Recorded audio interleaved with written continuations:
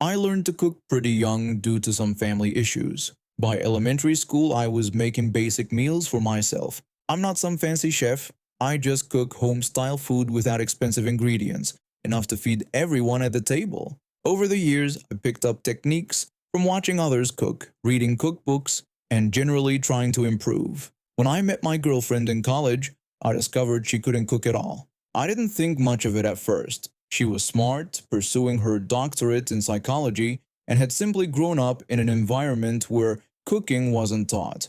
But as our relationship got serious, it became a problem. I was juggling a full undergraduate STEM program while working a full-time job, easily putting in 20 more hours a week than she did with her doctoral program and work-study position. Despite this, I found myself cooking dinner for us every single night during breaks. Eventually, I suggested what I thought was a fair compromise. I told her that I would cook twice for every time she cooked. This meant she would cook twice a week, I would cook 4 times, and we would eat out once. She reluctantly agreed, but those first few weeks were frustrating. Every night it was her turn to cook, we mysteriously ended up ordering takeout. Since we shared our finances, this didn't seem fair to me. I confronted her about our agreement, telling her that I was already doing most of the housework and shopping, and I felt like I was being taken advantage of. She responded with frustration, saying that she would cook the following night. The next evening, I stayed in the kitchen, offering to help if needed. What happened next caught me completely off guard. She stood in the middle of the kitchen, looking lost. Finally, she burst into tears. I asked her what was wrong and what had happened. Through her tears, she explained that she was going to make mac and cheese and hot dogs, but admitted that she didn't know how to boil hot dogs. I was confused and told her that she could just put them in boiling water for a few minutes. She then confessed that she didn't even know how to boil water. I had to fight back my initial reaction, which was somewhere between shock and laughter. Here was a brilliant woman in her mid-20s pursuing a doctorate who had never boiled water. I reassured her that it was okay and offered to show her. I explained the simple process of putting water in a pot, placing it on the stove, turning on the heat, and waiting until bubbles formed. She watched intently as I demonstrated this basic cooking step. That night we had mac and cheese and hot dogs for dinner. It wasn't great, but it was a start. Or so I thought.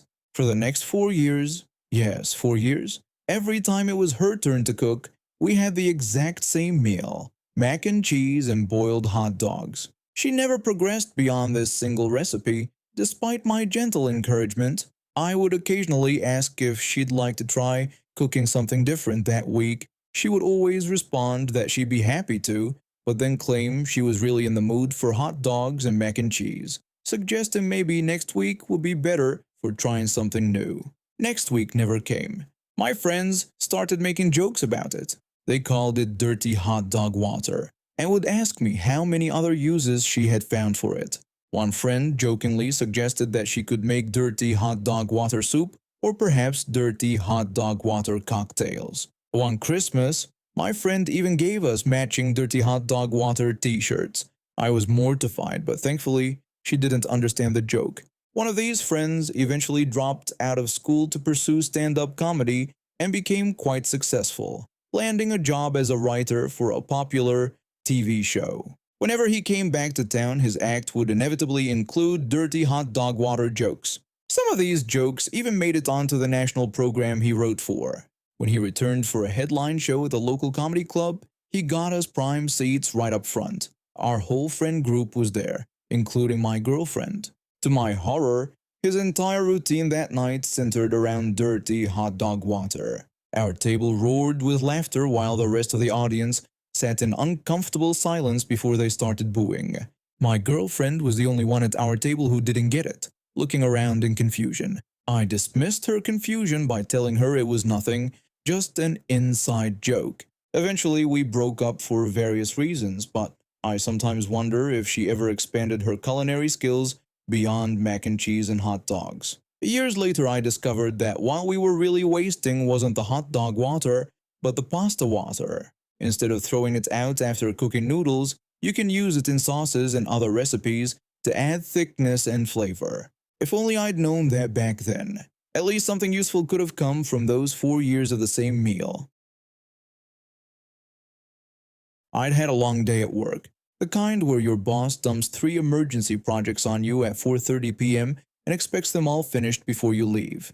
I was exhausted and just wanted to get home, maybe order some takeout, and collapse on my couch with a good show. The train was surprisingly empty for a Tuesday evening. I found a comfortable window seat and settled in for the 40-minute ride home.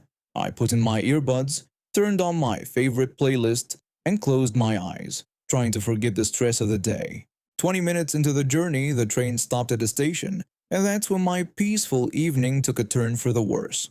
A woman stumbled onto the train pulling a boy who looked about 10 years old by the hand. She was swaying slightly, and I immediately noticed a strong smell of alcohol when they passed by me. The woman had bleached blonde hair styled in that typical "can I speak to the manager" haircut, and the boy was wearing a private school uniform that had seen better days.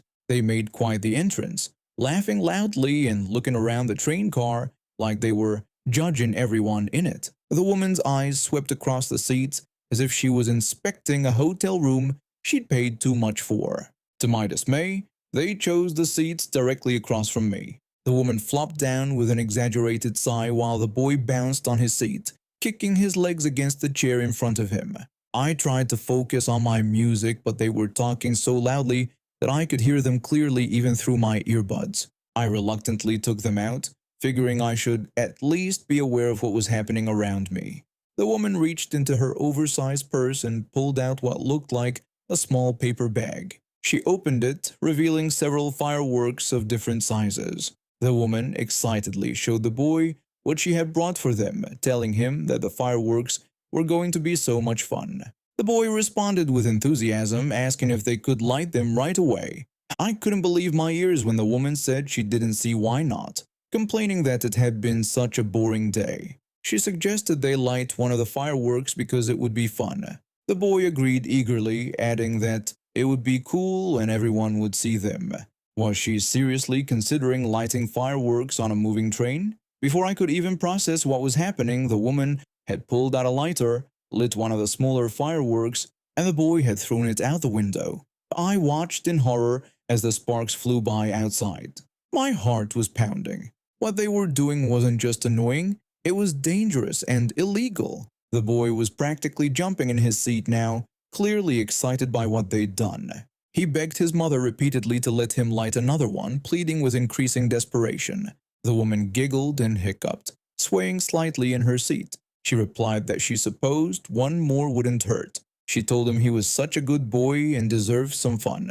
She handed him another firework, slightly larger than the first one, along with her lighter. I knew I should say something, but before I could open my mouth, the boy had already lit the fuse. That's when disaster struck. The boy fumbled with a lit firework. Instead of holding it out the window as planned, he dropped it on the floor of the train.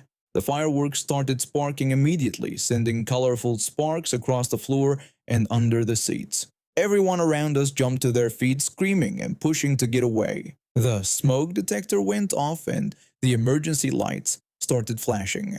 Within seconds, the small firework had ignited a discarded newspaper on the floor, and flames began to spread. I was frozen in shock, watching as chaos unfolded around me. The train conductor's voice came over the intercom announcing that the emergency brakes were being applied and ordering everyone to move to the front cars. The woman and boy remained in their seats, the woman looking mildly annoyed at the commotion while the boy stared wide-eyed at the growing fire.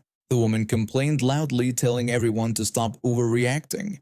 She dismissed the situation as just a tiny firework and criticized people these days for not being able to take a joke. People were shoving past each other to get away from the smoke. An elderly man fell in the aisle, and I snapped out of my shock to help him up and guide him toward the exit. By the time we reached the next car, the train had come to a screeching halt. Through the windows, I could see we had stopped at a station platform. The train doors opened and everyone rushed out. Emergency services must have been called immediately because police cars and a fire truck were already pulling up outside. Firefighters boarded the train while police officers began taking statements from passengers on the platform.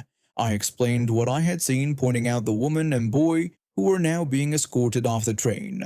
The woman was arguing loudly with the officers, gesturing wildly. The woman was shouting that the situation was ridiculous and that they were just having a bit of fun.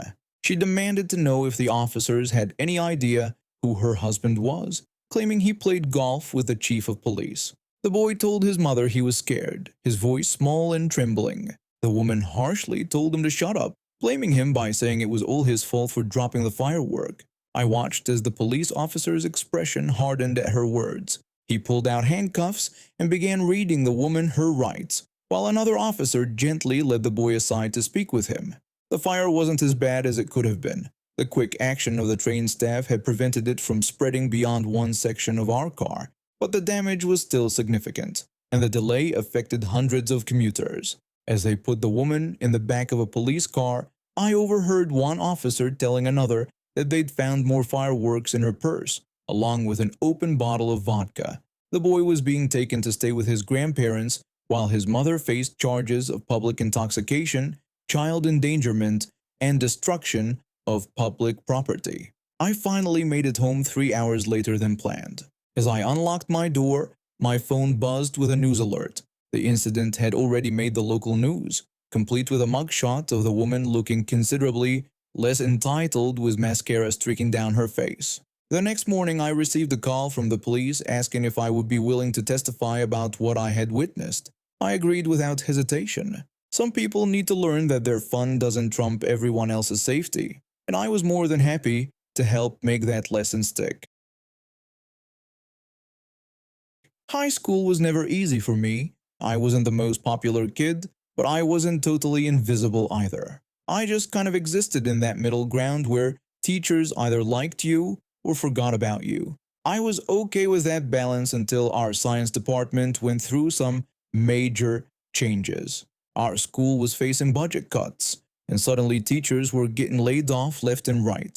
Nobody really explained why, just typical administrative stuff that students aren't supposed to question. My favorite science teacher, who had always encouraged my interest in biology, was one of the casualties. The replacement teacher arrived mid-semester. Let's call her Karen. At first, Karen seemed cool. She had this energetic vibe and promised to make science interesting. But within a week, I noticed something odd. She definitely had favorites, and I definitely wasn't one of them. The first red flag was when I complimented her lesson on cellular respiration. I told her that I found her explanation of the Krebs cycle interesting and that I'd never thought about it that way before. She barely looked up from her desk and just mumbled that I should make sure to take good notes for the test. Yet when one of the popular girls said almost the same thing later, telling Karen that she loved how she explained the process that day, Karen's response was completely different. She thanked the girl warmly, called her sweetie, and even offered to share some extra reading materials with her if she wanted. The bathroom situation was even worse. If I raised my hand during class and asked to use the bathroom, Karen would tell me no, that I needed to sit down and pay attention to class, and that I should go between periods. But when others asked the same question, Karen would smile and tell them, "Sure, sweetie, just don't be too long."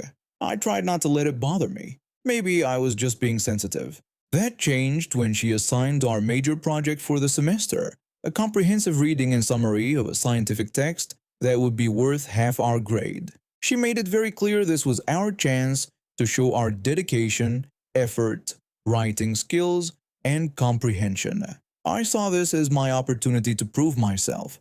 I picked a challenging book on evolutionary biology, read it cover to cover, and spent weeks crafting what I genuinely believed was the best academic work I'd ever produced. I created visuals, cited multiple sources, and even connected concepts to our previous lessons. I was proud of what I'd created. When the day came to return our graded projects, the classroom was buzzing with excitement. Students were high-fiving each other and showing off their A-plus grades. I sat confidently, waiting for my name to be called. Karen asked if we could talk privately. My stomach dropped immediately. We stepped into the hallway, and she handed me my paper with a big red D scrawled across the top.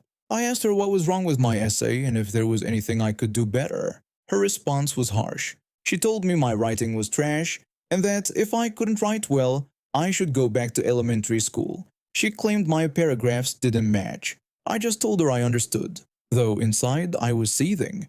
I wanted to argue. I wanted to ask for specific examples.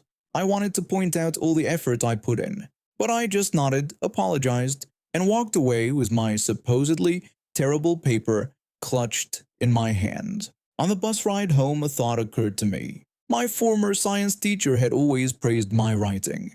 What if I asked for a second opinion? I still had his email, so I scanned my paper and sent it to him, asking for honest feedback. He responded the next day. Not only did he think my paper was excellent, but he also said it was college-level work that showed exceptional understanding of the material. No writing errors, no paragraph issues, nothing but praise for what he called a straight A job.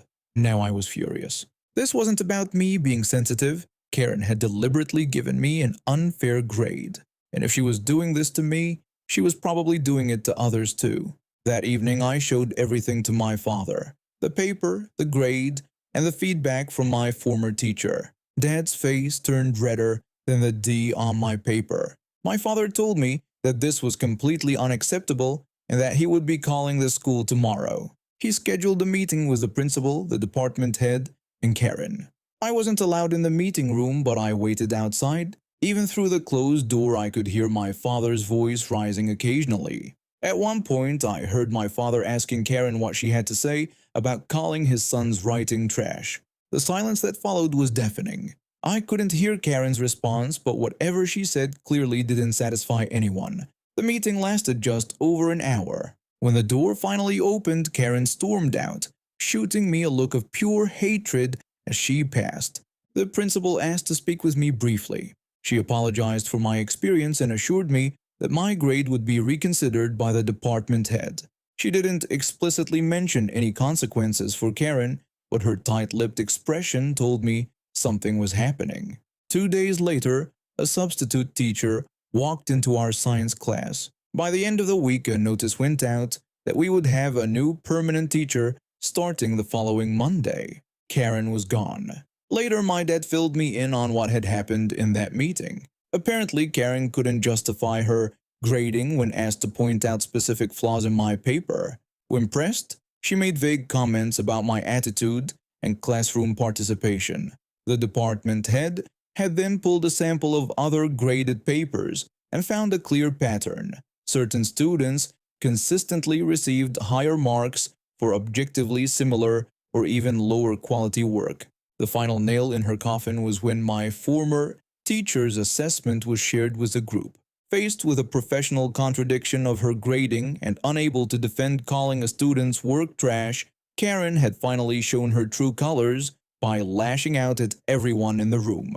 As it turned out, there had already been parent complaints about her favoritism, but mine was the first with concrete evidence. She wasn't just fired for how she treated me. I was simply the case that couldn't be ignored any longer. Sometimes, as Sun Tzu said, the supreme art of war is to subdue the enemy without fighting. I never had to confront Karen directly. I just had to show the truth of what was happening, and she defeated herself with her own behavior. When our new teacher started the following week, the first thing she did was announce that everyone would have the opportunity to resubmit their projects if they felt their grades didn't reflect their work. Several students took her up on the offer. I got my A, but more importantly, I learned that standing up against unfairness isn't just about protecting yourself. It's about making sure others don't face the same treatment.